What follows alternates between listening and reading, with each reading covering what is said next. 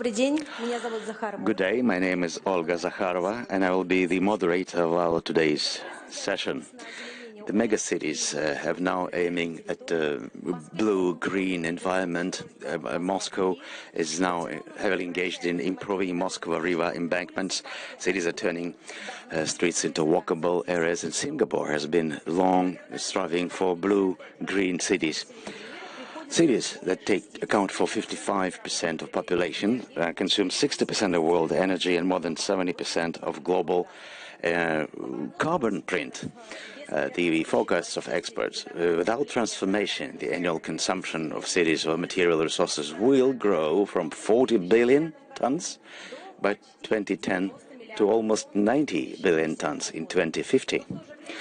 At the same time, the cities have great potential to stimulate radical change needed to fight environmental collapse. So today's speakers for this session, we will have Mark Neuheisen, Director of Initiative City Planning, Urban and Health, Petr Kudravtsov, partner of the City Makers Company, Alexei Shaposhnikov, the Chairman of the Moscow City Duma, and Hugh Lim, Executive Director, Center for Livable Cities in Singapore. Well, our agenda allows for 7 minutes presentation, so let us try to stay within that limit. And also, let me start today with Mark Neuheisen. Several interesting facts on Barcelona city. As far as I know, Barcelona is now working on establishing 49,000 square meters of green cities, green streets in the cities, and more than 73,000 of green open spaces. Mark, can you hear us? Yes, I can hear you. Welcome. Hello. Mark, you have been in the top 1% of the most cited experts on environmental issues, and you're also heading the program for air pollution research program and health with the Barcelona Institute of Global Healthcare. For over 30 years, IS has been involved in the climate research and environmental research, development and research of the infectious diseases and associated ones. So let me ask you, what projects aimed at making cities healthier are you working on right now? And is there any scientific proof that the blue-green areas help reduce the stress level and increase the psychological resiliency of the citizens? And is there any difference between artificial green areas and spaces and the really natural green spaces? Mark, the floor is yours. Thank you so much, and very happy to be here. Just to give you a bit of an update, I've been involved in many EU projects around green space and health, but 3 specific ones that I would like to mention are the Phenotype projects, what was evaluating the relationship between green space and health, the Blue Health project, what evaluated the relationship between blue space and health, and the new project that we just got started is called Go Green Routes. It's looking at nature-based solutions in cities to improve the health in cities. What we've learned so far from these different projects is that greening cities, including putting in blue space, has many health benefits. We see that people are living longer, have fewer mental health problems, partly because it reduces the stress. We see better cognitive functioning in children. Children, if they go to greener schools, they do better. But also in the elderly, when they have more green space, we see that they don't decline so quickly in their cognitive functioning. Also, we see generally better mood and better health, healthier babies. We have also seen that the green space actually mitigates air pollution, heat levels, the heat island effect, and also noise. We know that it helps for the CO2 sequestration. So we believe, and what many cities are doing, is that replacing roads and parking infrastructure for cars, replacing that with green environments can actually is one way of making an environment that's at the moment detrimental to health, making it beneficial to health. We recently did a health impact assessment in Philadelphia. To give you some example, what are the benefits? Here we looked at the city of Philadelphia wants to increase the tree cover from 20% in the area to 30%. And we estimated how many deaths they could prevent each year if they would do this, reach this target. And we estimated that they could prevent 400 deaths, premature deaths each year if they have 30% tree cover instead of 20%. So for us, what we're thinking, it's time to green our cities more. Unfortunately, many cities don't have enough green space or not enough green space close to people. Often it's on the outskirts, and what we would like is green space much closer to people.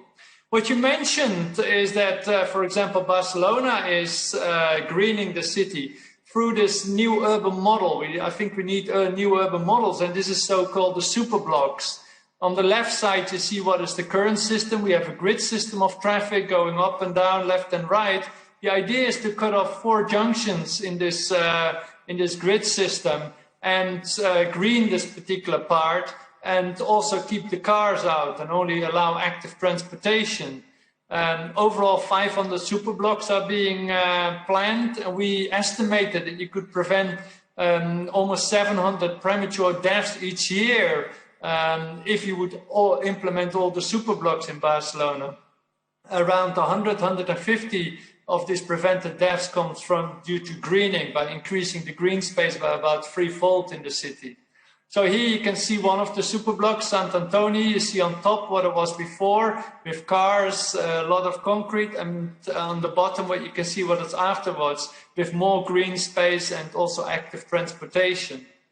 Of course, there are already other examples, like, for example, this car-free neighborhood in Freiburg called Vauban. It has sustainable housing and also a lot of green space. So this is much nicer for people to live, less stress, better mental health. Unfortunately, it's very popular and it's quite expensive to live there.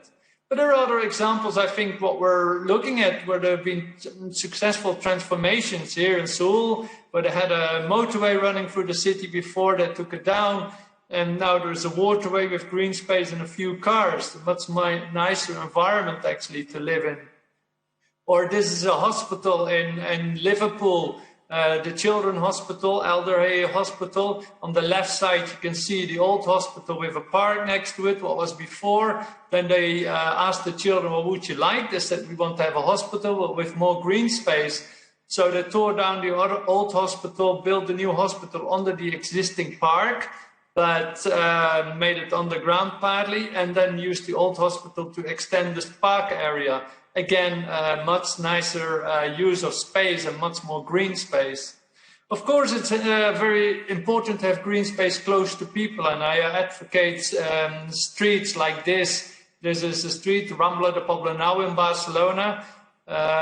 This is a street where only pedestrians and cyclists are allowed, and cars that are local, from local residents. But also has a lot of trees. So here we find also that there's a much cooling effect in the summer. Temperatures are 5-6 degrees lower in this street compared to surrounding street because of the green space.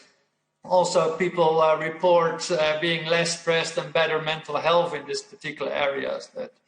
So I think what we need to look for is greening the cities. Of course, there are other ways as well. What we need to do is reducing car use, making space for green space, and also promoting more active and public transportation that also will help to improve the health of the citizens.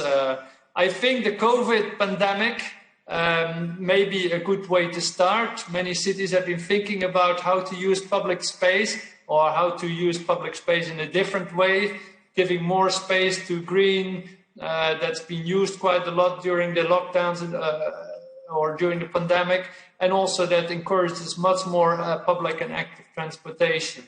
Thank you so much from Barcelona. На самом деле, пока Марка нет, я хотела... In fact, while Mark is not with us, I would like to tell you about an interesting case related to Barcelona in May and June 2020. There was a great increase in the number of butterflies observed in Barcelona. So they hired some volunteers on purpose to count the butterflies.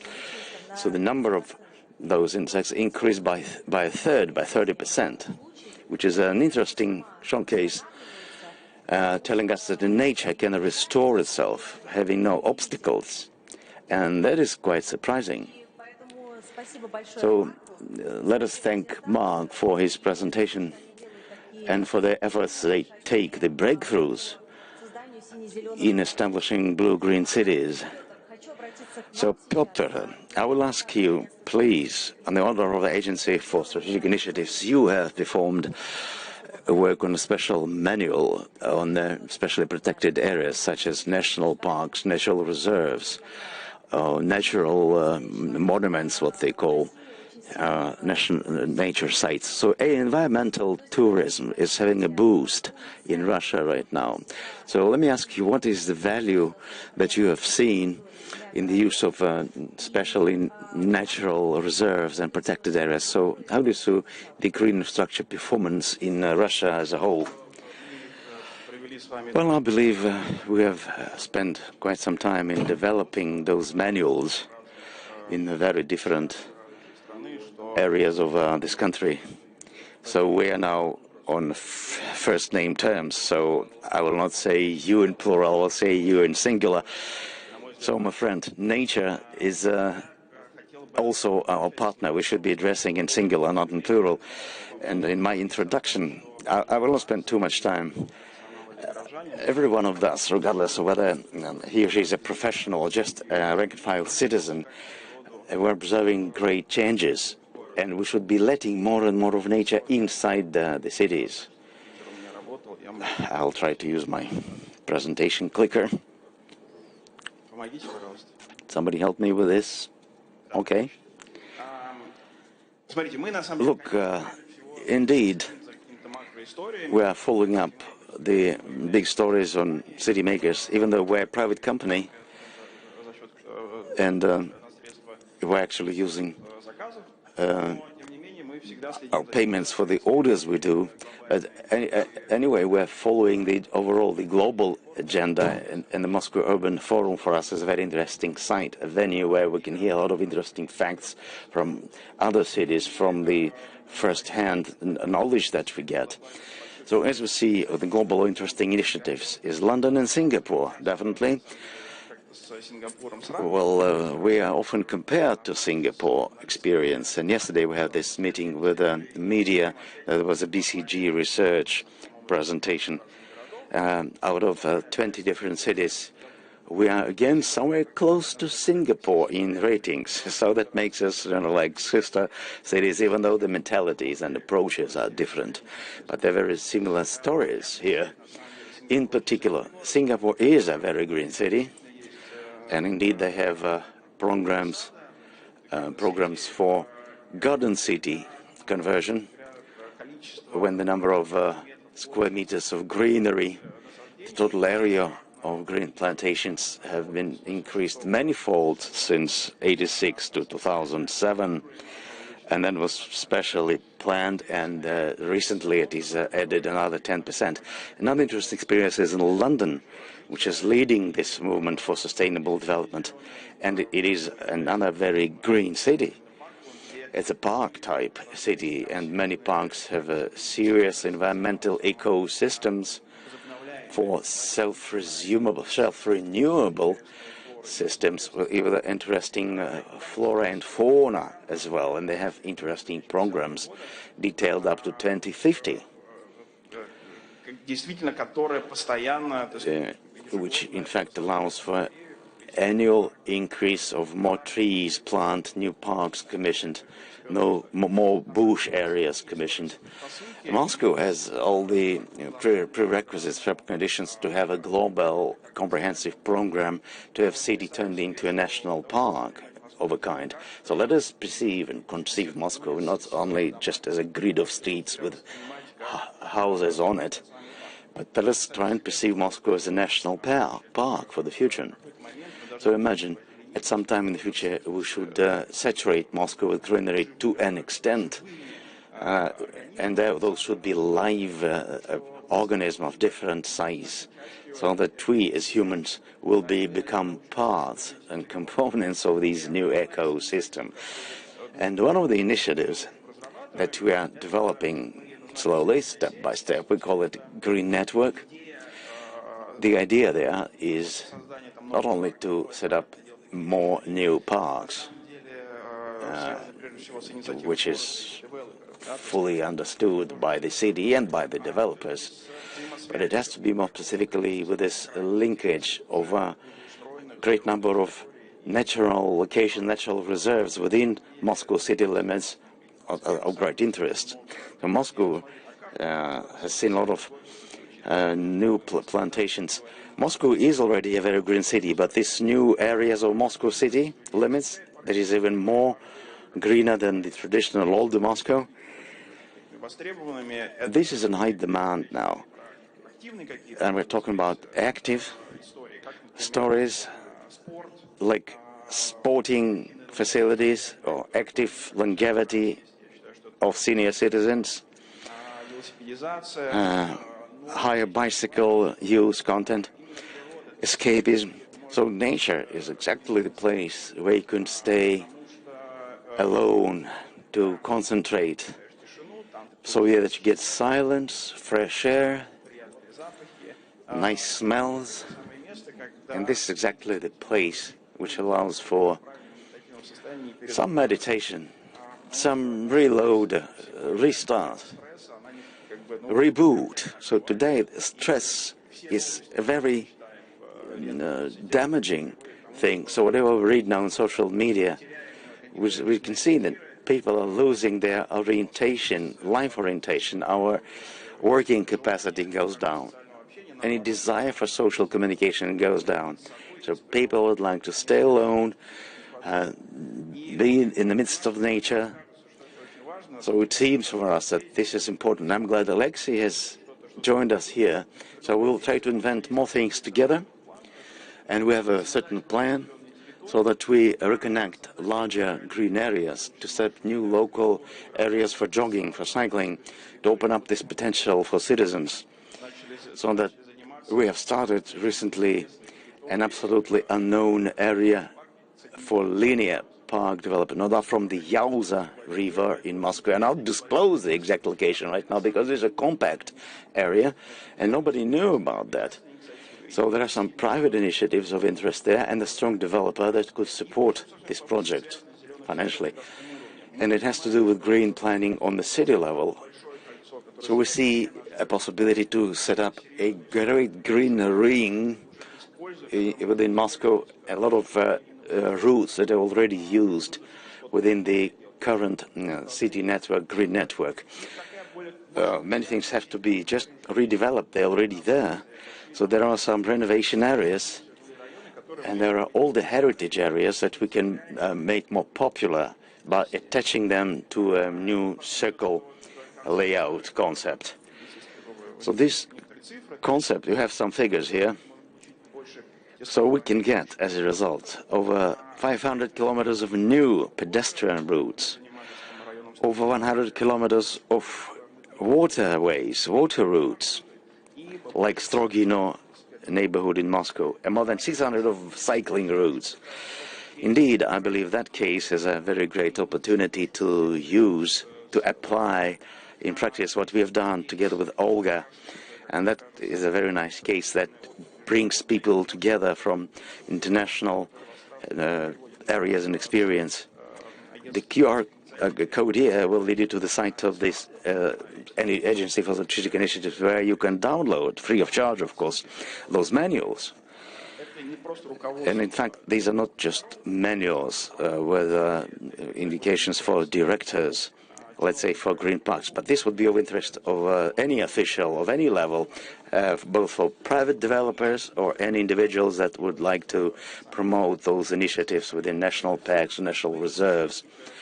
Here's some more figures, very indicative, some KPIs that we're going to try and achieve. Psychological health, making neighborhoods more active, improving environment, physical health, and bringing up investments And we can see that the private developers are very seriously handling this issue of public parks and areas. We hope that this initiative will be of interest. Thank you again, Olga, for this opportunity. Thank you. Thank you so much. Thank you so much once again. And while you organize the discussion, I just would like to remind you of the magic horse. And it was the fisher whale as a person, and somebody constructed certain things, and the whale just dropped off everything from him. And what is going on now with the pandemic? That is a response of nature to our actions, and we put nature onto the plastic bag. We wrapped it and started watching it from the outside.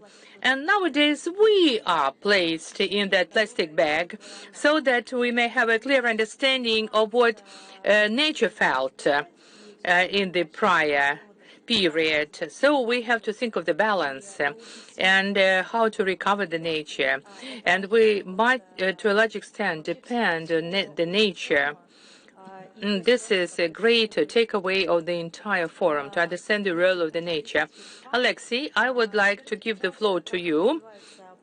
Will you please tell us about the projects of the blue-green infrastructure and the beautification of the park ensembles and how the water courses are being developed and redeveloped from the perspective of the attraction of the locals to it, and the water plays a great role for all the citizens. People try to leave this city and be closer to the water, and people prefer to spend their time at the dachas, and they even work from the dachas.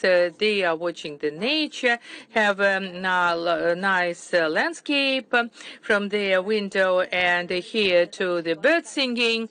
And what needs to be done in the urban area so that the citizens are placed and retained in the cities and towns and enjoy life there.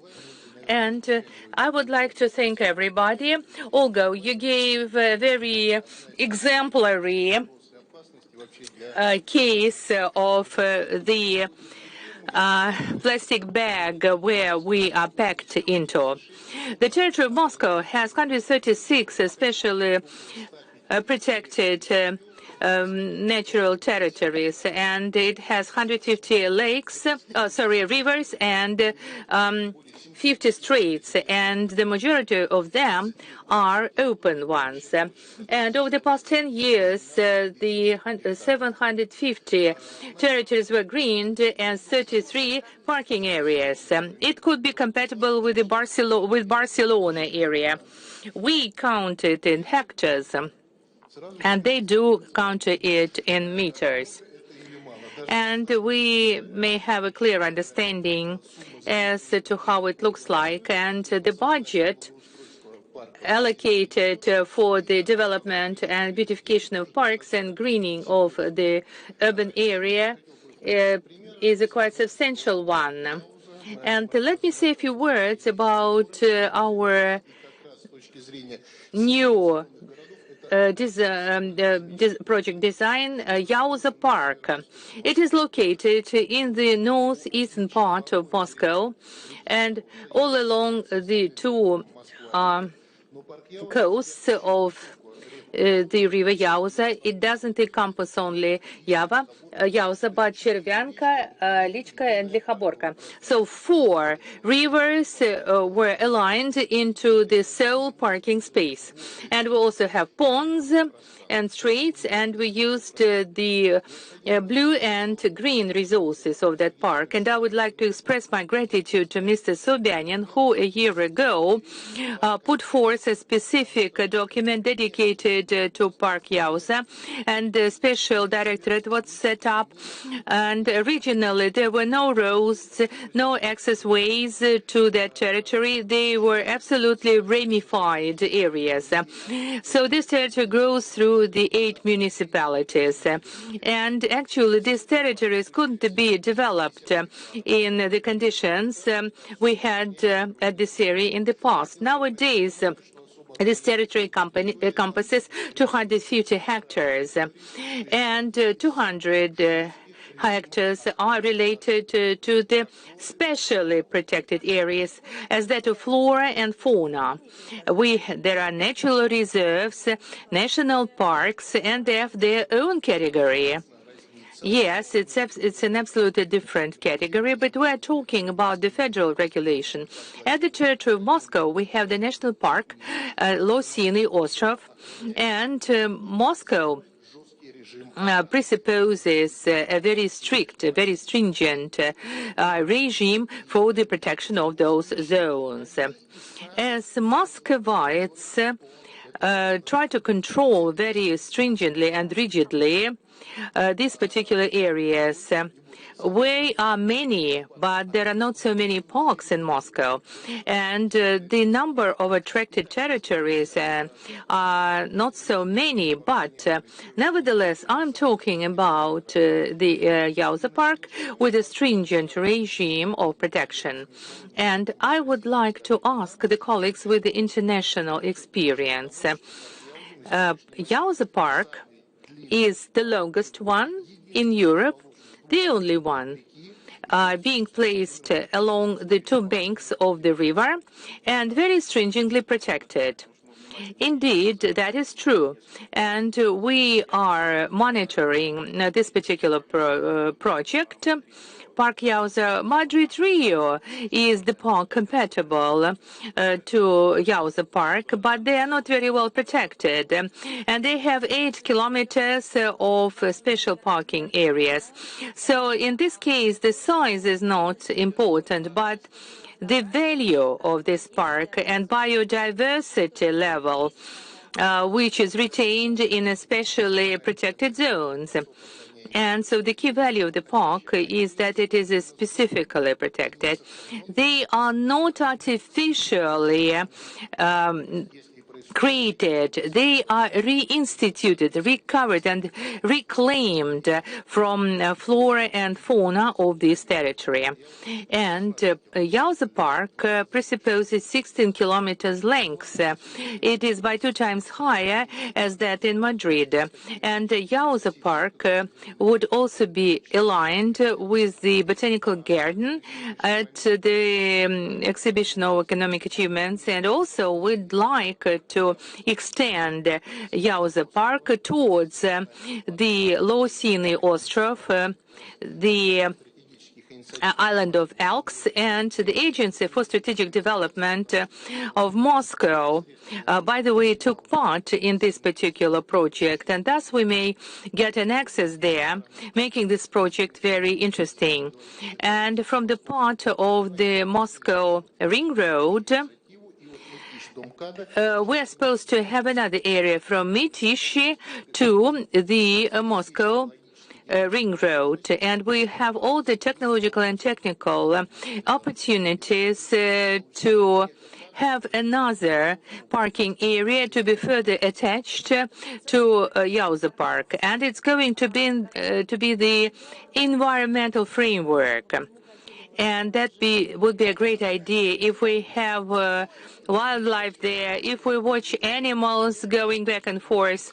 And in Barcelona, there are a number of butterflies to actually get enhanced, but nowadays we have beavers in abundance who gradually go closer to Kremlin. And we are looking forward for protecting our trees from beavers. Sometimes they are ruined by beavers, and we have to monitor this process. Mark, by the way, mentioned it in his presentation. This is not an artificial green zone. This is a natural zone. It has been retained and conserved very carefully. And the territory of this park And the mere idea took place some time ago at the level of the common people. And we decided to set up a concept of this park, then divided it into milestones, but then synchronize it. And my words of gratitude go to Mr. Biryukov from the Moscow city administration. And nowadays, we are supposed to complete all the beautification operations along the bank of Yauza. And by 2023, we're going to complete the entire rehabilitation of this area. For dozens of years, some territories were not used, and we have just some residential areas closer to Yauza. This territory was full of junk and trash, and we've managed to clean it up and beautify the area. My question goes to you, and those trails and tracks, they are made of the tiles. No, they look different everywhere. And some of them go all along Yauza River, and they are made of natural components, and those on top actually presuppose the stone pavement. And we also use a special lightning, and it could be of various intensity, and even we take into account so that the wild ducks may take care of their eggs and children. And all along the park, we have eco paths available. Altogether, there are 15 kilometers. A cycling track is over 15 kilometers, and marathon race route will be equivalent to 42 kilometers, and the city will not be blocked once we have a marathon race organized. We also have sports cluster. We have tracks and fields, football fields with special heating, and the sports and PT are very actively developing in every mega city. And Yauza also has the special route of pilgrims to Laura, and Sergei Radonezhsky was the author of that track, and we're supposed to have the pilgrimage path to end up in Troitsa Sergeyeva Lavra, in the Trinity Laura, in Sergeyev Posad. And also, we are supposed to take into account the initiative and constant monitoring of the local population. And I'm the member of the Social Council of the Yauza Park.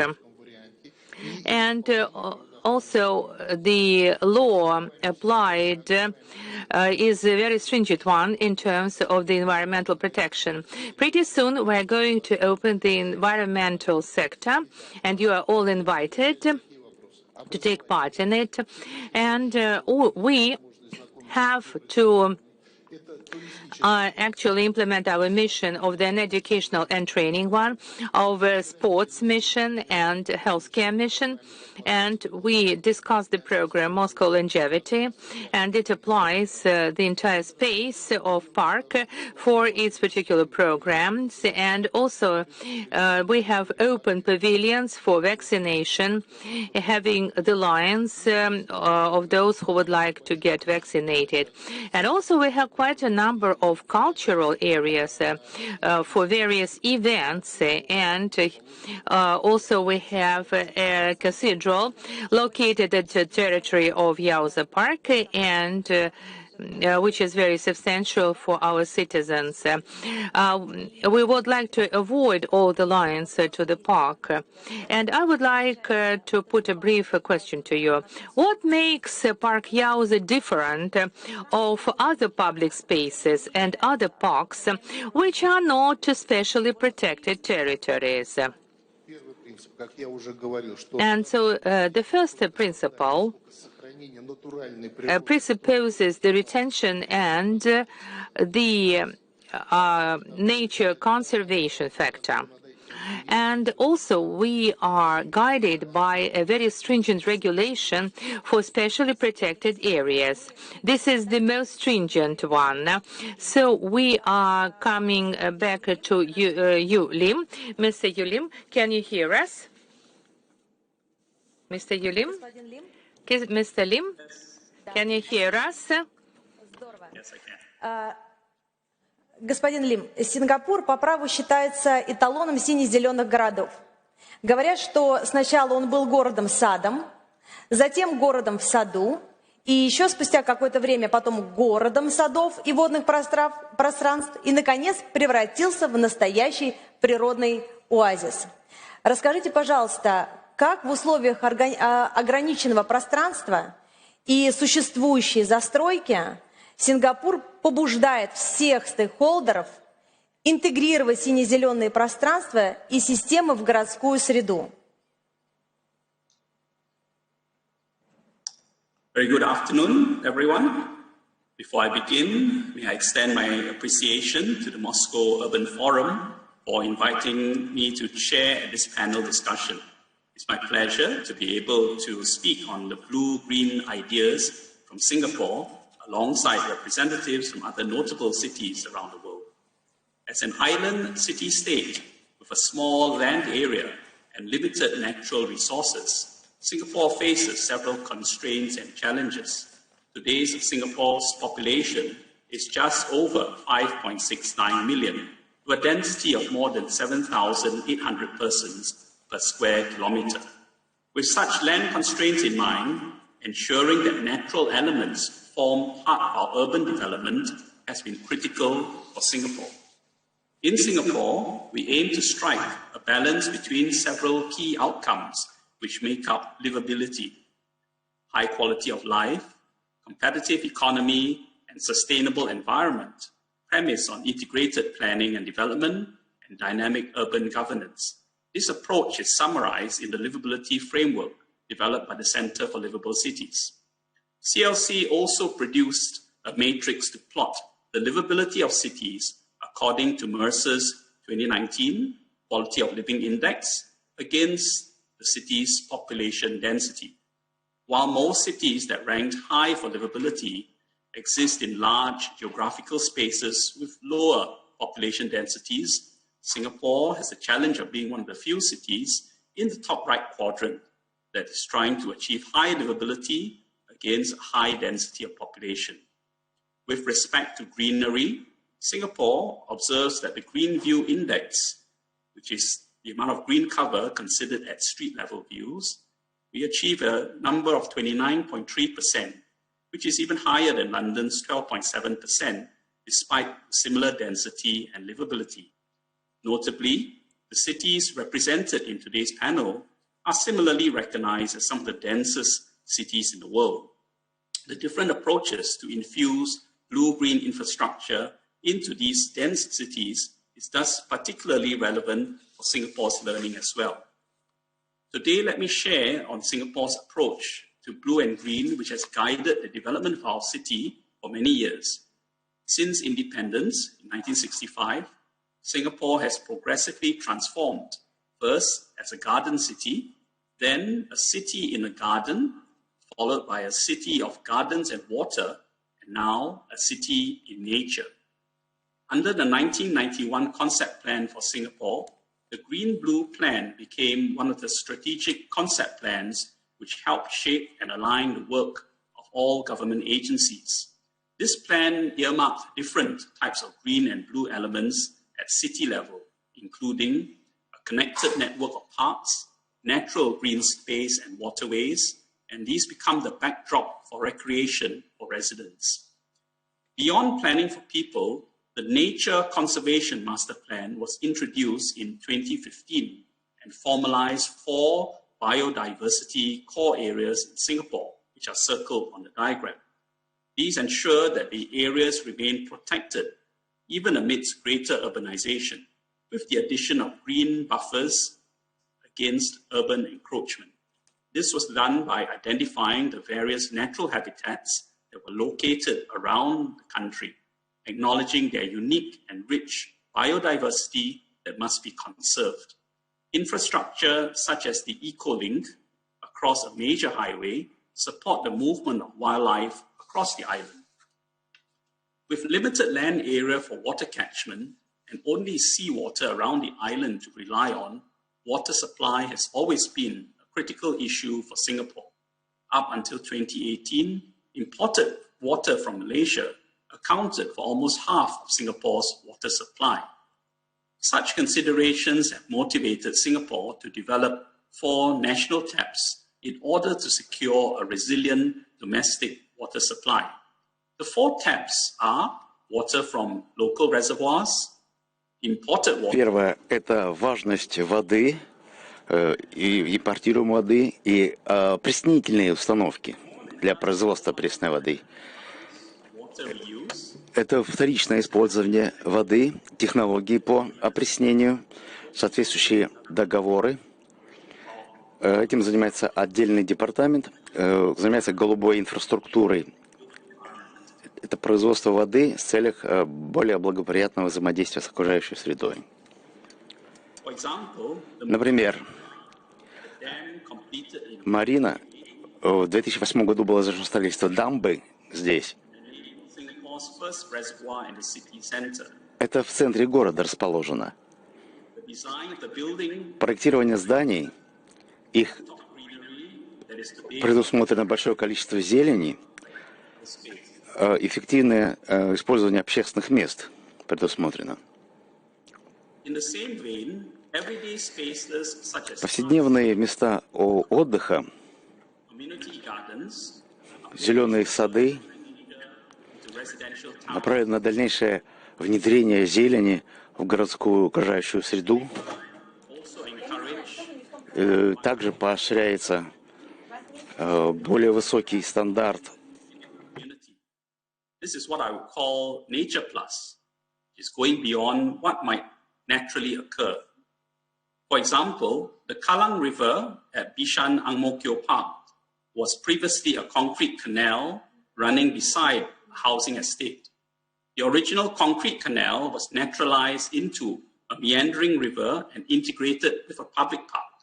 Today, this picturesque river is teeming with life and is a stark contrast to the concrete canal that it once was.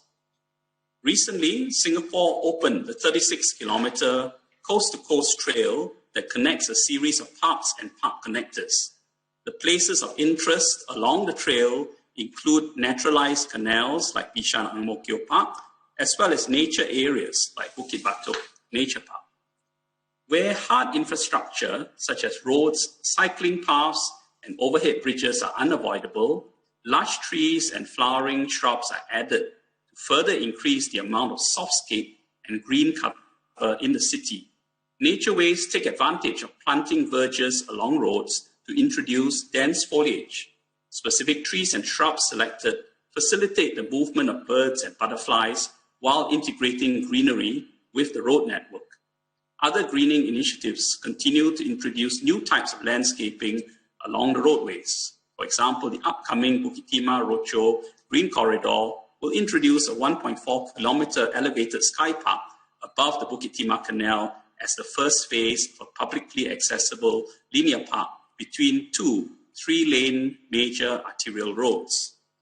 While greenery and plants everywhere, some might wonder if the urban streetscape across the island could become too monotonous. However, differentiated uses and design help to add interest to each green space. For example, Gardens by the Bay combines themed conservatories and floral exhibitions, while the Singapore Botanic Gardens brings together a rich local and regional plant collection with arts performances and generous open space. Along the upcoming rail corridor that reuses a defunct 24-kilometer long railway passage, landscape design has been carefully considered to offer a new way for residents to experience nature. Viewing pods, canopy walks, and boardwalks have also been introduced to make nature reserves accessible, but reducing human impact on the natural habitat.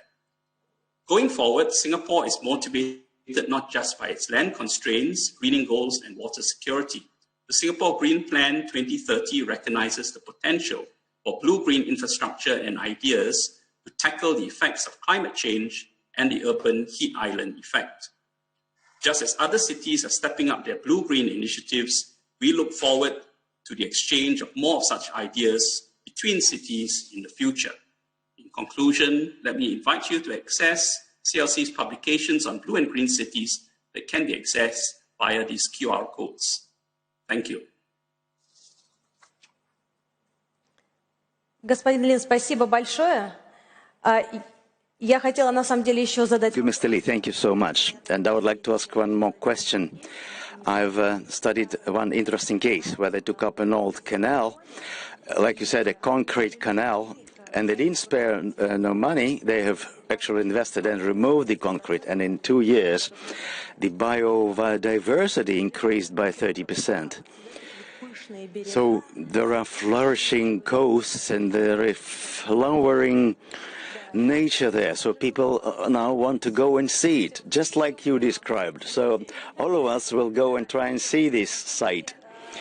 And Alexei, in fact, you've been telling us so actively in an interesting way about the parks, but you didn't dwell on, like, the network that you're establishing is very wide and big, but you didn't mention the transport infrastructure. Like, we're talking about cycling routes, and Peter said cycling routes are important, and they're in high demand, and they're good for the environment.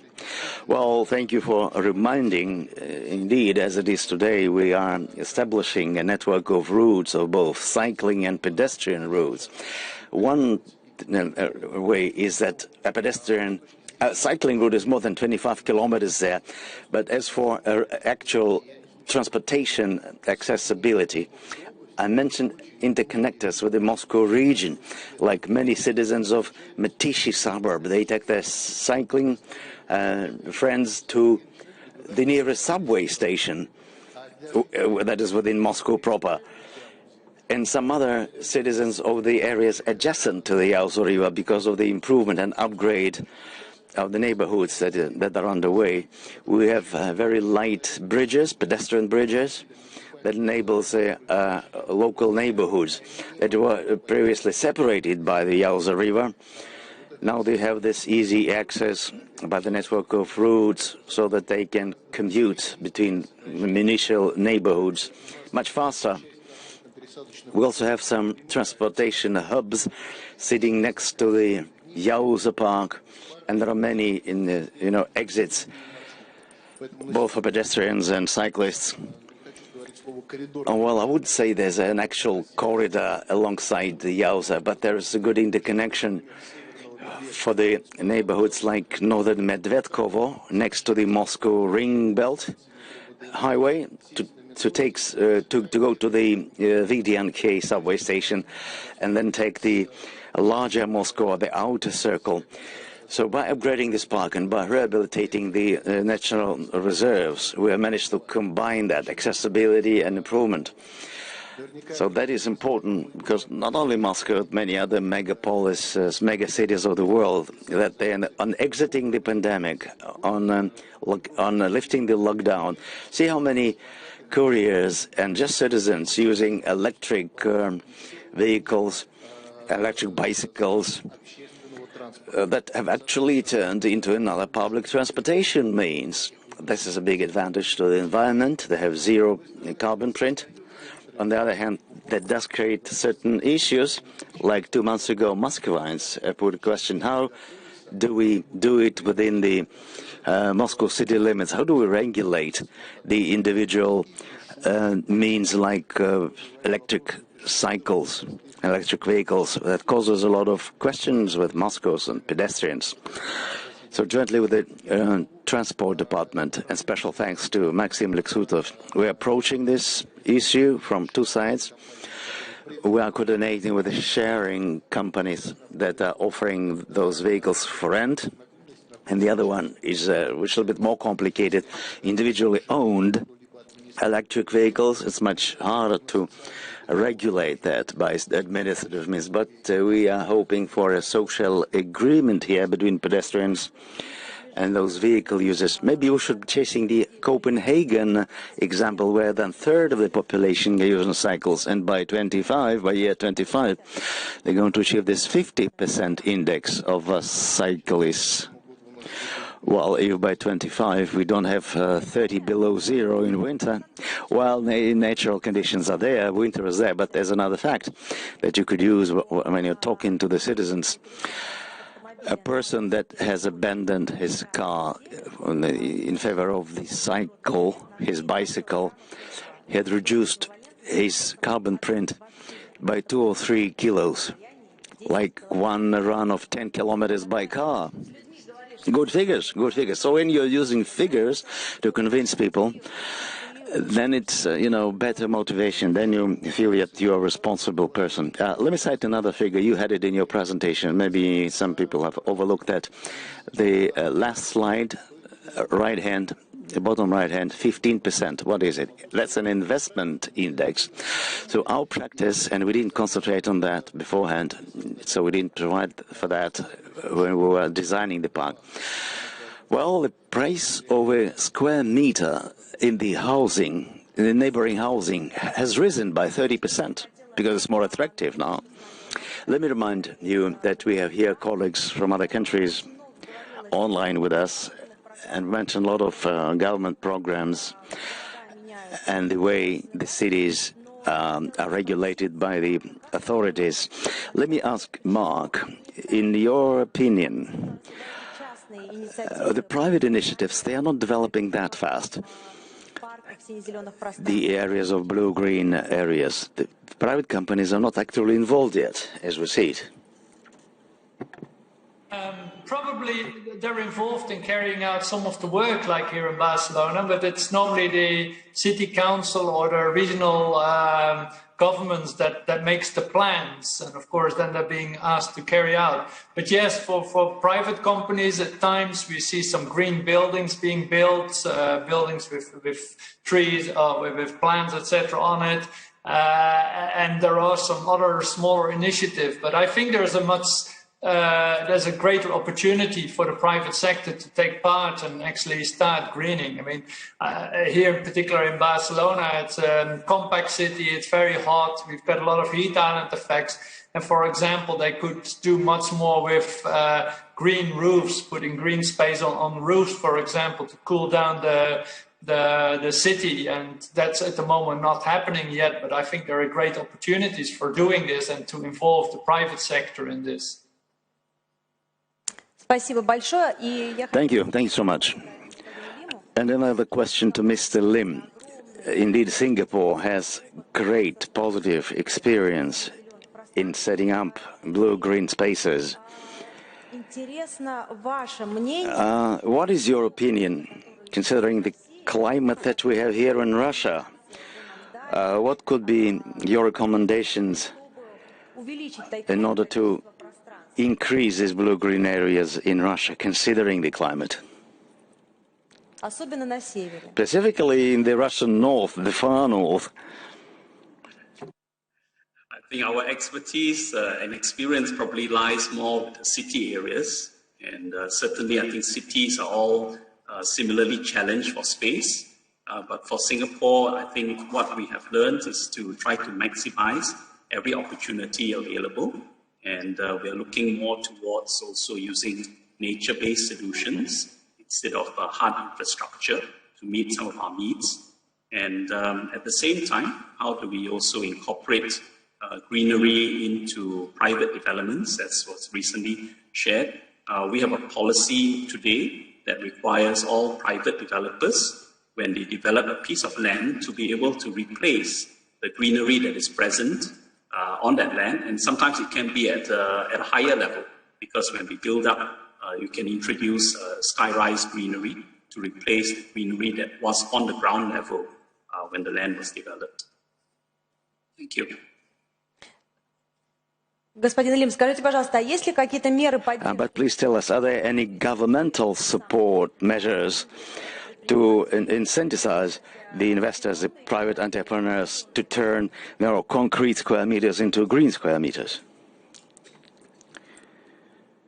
Что вы им обещаете? So, what is the promise? What is the promise from the government? So, other than the regulation that requires replacement, the private developers are also able to tap on what we call the Skyrise Greenery Incentive Scheme. So they go beyond what is the minimum required. Then there is a financial incentive for them to be able to add on to the greenery that is present.